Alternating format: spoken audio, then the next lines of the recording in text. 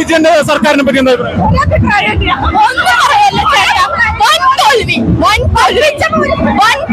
അതേ പറയുള്ളൂ.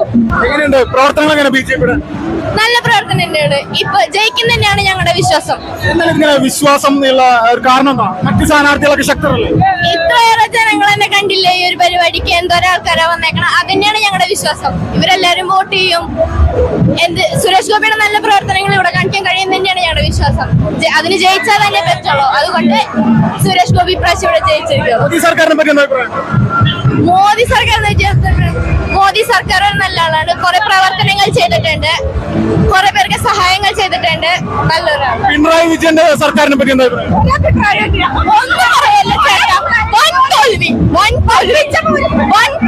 അതേ പറയുള്ളൂ. ചേച്ചി നമസ്കാരം. നമസ്കാരം. എന്താണ് സുരേഷ് ഗോപിയുടെ സാധ്യതകൾ? തീർച്ചയായിട്ടും ജയിക്കും. കാരണം കേന്ദ്രത്തിൽ നരേന്ദ്രമോദിയുടെ അധികാരത്തിൽ BJP വരുന്നുള്ള യാതൊരു സംശയവുമില്ല.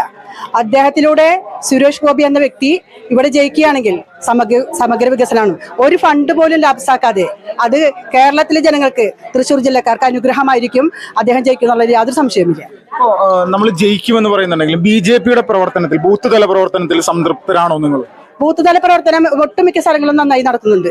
കാരണം എല്ലാ പ്രാവശ്യത്തേക്കാൾ ഉപരി നമ്മൾ കഴിഞ്ഞ കാലങ്ങളെ അപേക്ഷിച്ച് വെച്ച് നോക്കുമ്പോൾ നല്ല രീതിയിലാണ് ബൂത്ത് തല പ്രവർത്തനം നടക്കുന്നത്. ഇടതുപക്ഷത്തിന്റെയും കോൺഗ്രസിന്റെയും ഒക്കെ പ്രവർത്തനം, ബൂത്ത് തല പ്രവർത്തനങ്ങളും വെച്ച് നോക്കുന്ന സമയത്ത് BJP പോരായികളായിട്ട് തോന്നുന്നു. അല്ല, ഇപ്പൊ ഞാൻ കണ്ടിടത്തോളം ഇടതുപക്ഷത്തിന്റെയും കോൺഗ്രസിന്റെയും ബൂത്ത് തല പ്രവർത്തനം നടന്നിട്ടില്ല. അതെന്താണ് കാരണം എന്ന് എനിക്കറിയില്ല. പക്ഷെ അതേ സമയത്ത് BJP മുന്നോട്ട് തന്നെയാണ്. ഈ കോൺഗ്രസിന്റെ ബൂത്ത് തല പ്രവർത്തനങ്ങൾ നടക്കാതിരിക്കുന്ന സമയത്ത് ഇടതുപക്ഷത്തിന് വോട്ട് മറിക്കാനുള്ള ഒരു സാധ്യതയുണ്ടെന്ന് പരക്കെ പറഞ്ഞു കേൾക്കുന്നുണ്ട്. അങ്ങനെ ഒരു സാധ്യത ഉണ്ടായാലും സുരേഷ് ഗോപി പരാജയപ്പെടുന്നു. അങ്ങനെ വോട്ട് മറിക്കാൻ സാധ്യത അത് കാലങ്ങളായിട്ട് അവർ ചെയ്തുകൊണ്ടിരിക്കുന്ന സംഭവമാണ്. പക്ഷെ ഇപ്രാവശ്യം സുരേഷ് ഗോപി ജയിക്കും. കാരണം ജനങ്ങൾ സുരേഷ് ഗോപി അല്ലെങ്കിൽ നരേന്ദ്രമോദിയെ തിരിച്ചറിഞ്ഞിരിക്കുന്നു. അവർ നാടിന്റെ സമഗ്ര വികസനം തന്നെയാണ് ആഗ്രഹിക്കുന്നത്. തീർച്ചയായും സുരേഷ് ഗോപി പരാജയപ്പെടില്ല എന്നാണ് ഞങ്ങളുടെ വിശ്വാസം. ഇപ്പോൾ കഴിഞ്ഞ വട്ടം 2,93,000 വോട്ടാണ് തൃശ്ശൂർ പാർലമെന്റ് മണ്ഡലത്തിൽ BJPക്ക് ലഭിച്ചത്.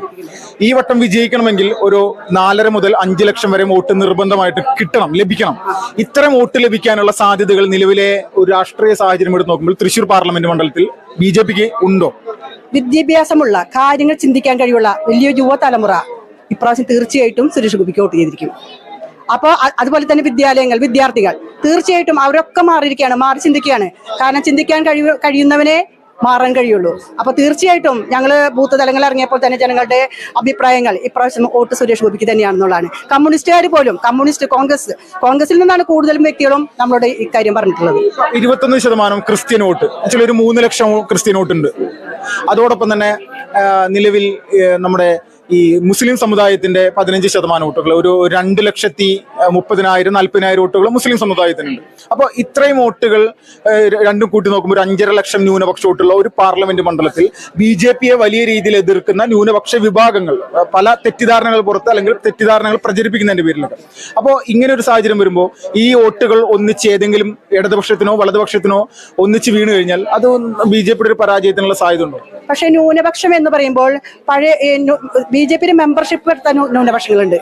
തീർച്ചയായിട്ടും ന്യൂനപക്ഷങ്ങൾ പോലും ഇപ്പോൾ അവരെ തെറ്റിദ്ധരിപ്പിക്കുകയാണ്. ഇപ്പൊ ഇടതുപക്ഷമായാലും വലതുപക്ഷമായാലും അവരെ തെറ്റിദ്ധരിപ്പിക്കുന്ന ചിന്ത ന്യൂനപക്ഷങ്ങൾ വന്നു കഴിഞ്ഞു. ഞാനൊരു ന്യൂനപക്ഷക്കാരിയാണ്. എന്റെ പേര് റുക്കിയ എന്നാണ്. അപ്പൊ എനിക്ക് തന്നെ അറിയാം എന്റെ അനുഭവത്തിലുള്ള കാര്യം. പലരും ഇസ്ലാം മതവിശ്വാസിയാണ്. ഞാൻ ഇസ്ലാം മതവിശ്വാസിയാണ്. തീർച്ചയായിട്ടും എന്റെ ഭർത്താവ് ഹിന്ദുവാണ്. അപ്പൊ എനിക്ക് അറിയുന്ന മുസ്ലിങ്ങൾ പലരും ഫോളോ ചെയ്യുന്നുണ്ട്. ഇസ്ലാം മതം, എനിക്ക് എല്ലാ മതങ്ങളും വിശ്വാസമാണ്. ഞാനിപ്പോ എന്റെ മതം, അതുകൊണ്ടാണല്ലോ ഞാനൊരു മറ്റൊരു മതസ്ഥനെ സ്വീകരിക്കാൻ തയ്യാറായത്. കാരണം എല്ലാ മതങ്ങളെയും ഉൾക്കൊള്ളാൻ കഴിയുന്ന ഒരു മനസ്സാണ് എനിക്കുള്ളത്. തീർച്ചയായിട്ടും. അപ്പൊ അതുകൊണ്ട് തന്നെ ന്യൂനപക്ഷ മുസ്ലിങ്ങൾ പലരും സുരേഷ് ഗോപിക്ക് വോട്ട് ചെയ്യും എന്നുള്ള ഒരു രീതി നമുക്ക് മനസ്സിലാക്കാൻ കഴിഞ്ഞിട്ടുണ്ട്. തീർച്ചയായിട്ടും അത് സുരേഷ് ഗോപിയുടെ വിജയം തന്നെയായിരിക്കും. നമസ്കാരം. നമസ്കാരം. എന്താണ് സുരേഷ് ഗോപിയെ പറ്റിയിട്ട് പറയാനുള്ളത്? നല്ല അഭിപ്രായമാണ്, നല്ല മനസ്സാണ്, ആരെ സഹായിക്കണ ആളാണ്. കഴിഞ്ഞ പ്രാവശ്യം തോറ്റയില് ഭയങ്കര നിരാശപ്പെട്ട് നടക്കുകയാണ് ഞങ്ങൾ വോട്ടർമാര്. അപ്പൊ ഈ പ്രാവശ്യങ്ങളും ജയിക്കണം എന്നുള്ള ആഗ്രഹത്തിൽ നടക്കുകയാണ്. അതാണ് എനിക്ക് പറയാനുള്ളത്. സുരേഷ് ഗോപി സത്യസന്ധനാണ്, വഞ്ചിക്കുന്നല്ല, വഞ്ചിക്കൂല. മറ്റുള്ള പാർട്ടിക്കാരൊക്കെ വല്ല വഞ്ചിക്കൂല എന്നുള്ള ഉറപ്പ് എനിക്കുണ്ട്. അതുകൊണ്ട് ഞാൻ പറയുന്നു. ഇപ്പൊ പുള്ളി ഇവിടെ ജയിക്കാനുള്ള സാധ്യത ഇത്തവണ ഉണ്ടോ? ഉണ്ടെന്നാണ് ഉറപ്പ്.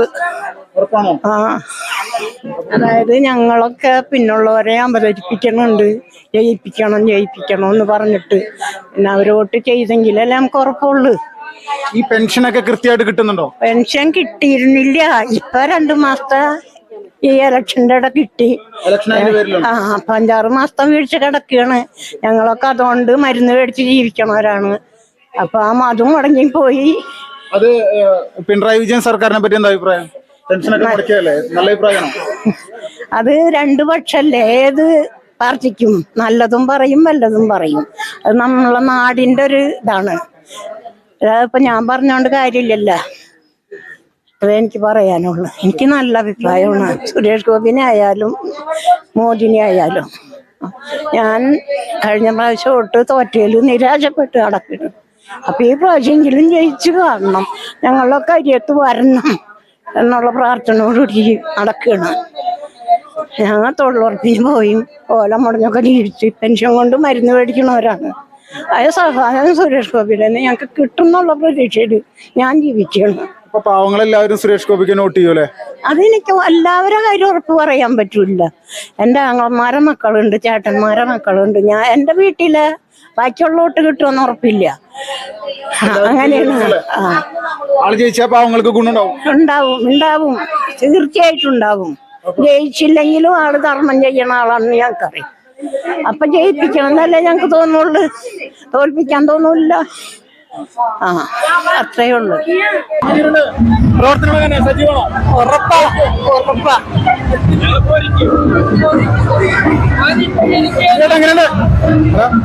പ്രവർത്തനം സൂപ്പറാണ്. എന്തോ നല്ല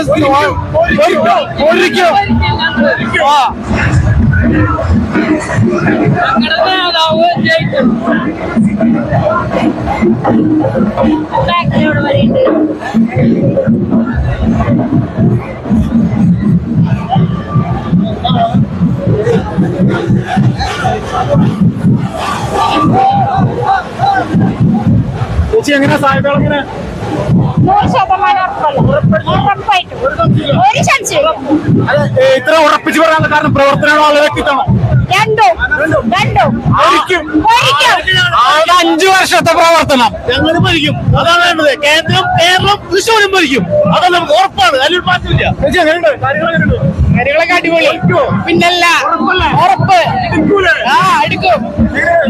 ഉറപ്പ് തകർക്കണം. 400 സീറ്റില് 1 സീറ്റ് നമ്മുടെ ആയിരിക്കും. ഉറപ്പ് ഇല്ല. അപ്പൊ ഈ മുരളീധരൻ വന്നിരിക്കുന്ന നേമത്തെ തോൽപ്പിച്ചോളെ തോൽപ്പിക്കാനാണോ?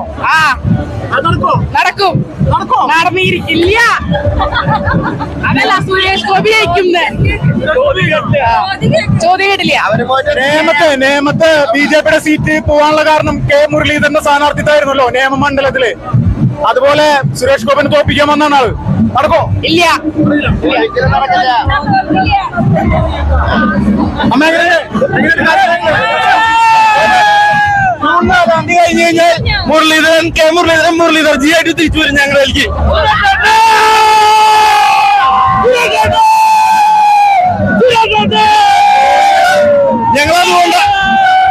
ഞങ്ങൾ പ്രവർത്തകർ അതുകൊണ്ടാണ് ആളെ കുറ്റം പറയാത്തത്. ഞങ്ങളിലേക്ക് വരാനുള്ള ആളാണ് മുരളീധരൻ.